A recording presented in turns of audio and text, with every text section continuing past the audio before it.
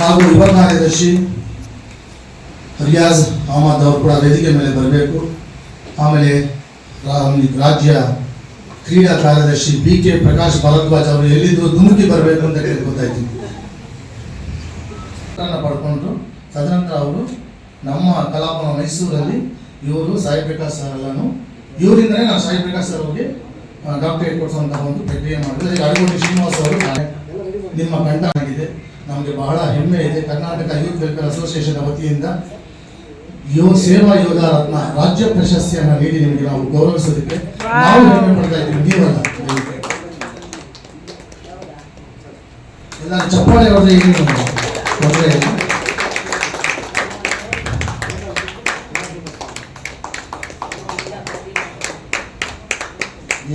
ಎಲ್ಲರೂ ಸೇರಿ ಕೊಟ್ಟಾಗ ಅದಕ್ಕೆ ಬಹಳ ಖುಷಿ ಇರುತ್ತೆ.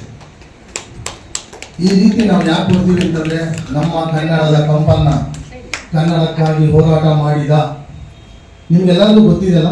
ಏನಾದರೂ ನಾನು ಒಂದೇ ಒಂದು ಪ್ರಶ್ನೆ ಕೇಳ್ತೀನಿ, ಅನ್ಯತಾ ಭಾವಿಸಬಾರ್ದು.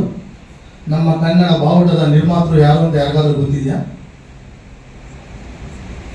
ಇವತ್ತು ಏನು ಹಾರಾಟ ಹೋರಾಟ ಕಿರ್ಚಾಟ ಹೊಡೆದಾಟ ಏನೇನು ನಡೀತಾ ಇದೆಯೋ ಅದಕ್ಕೆಲ್ಲ ಮೂಲ ರೂವಾರಿ ಯಾರು ಅಂತಂದ್ರೆ ನಮ್ಮ ಕನ್ನಡದ ರಾಮಮೂರ್ತಿ ಅವರು. ನೀವು ಗೂಗಲಲ್ಲಿ ಹೋಗಿ ನೋಡ್ಬೋದು. ಸುಮಾರು 1967ರಲ್ಲಿ KG ರಸ್ತೆಯಲ್ಲಿ ಆಗಲಿ ಅಥವಾ ಹೊರಗಡೆ ಆಗಲಿ ಅನ್ಯ ಭಾಷಿಕರ ಹಾವಳಿ ಇದ್ದಾಗ ಕೃಷ್ಣರಾಯರು, ತಾರಾ ಸುಬ್ಬರಾಯರು, ರಾಮಮೂರ್ತಿಗಳು ನಮ್ಮ ಕನ್ನಡದ ಸಂಕೇತವಾಗಿ ನಮ್ಮ ಕನ್ನಡದ ಬಾವುಟವನ್ನು ಅರ್ಶನ ಕುಂಕುಮದ ಸಂಕೇತವಾಗಿ ನಿರ್ಮಾಣ ಮಾಡಿದಂತಹ ನಿಜವಾಗ್ಲೂ ವೀರ ಸೇನಾನಿಗಳು ಅವರು.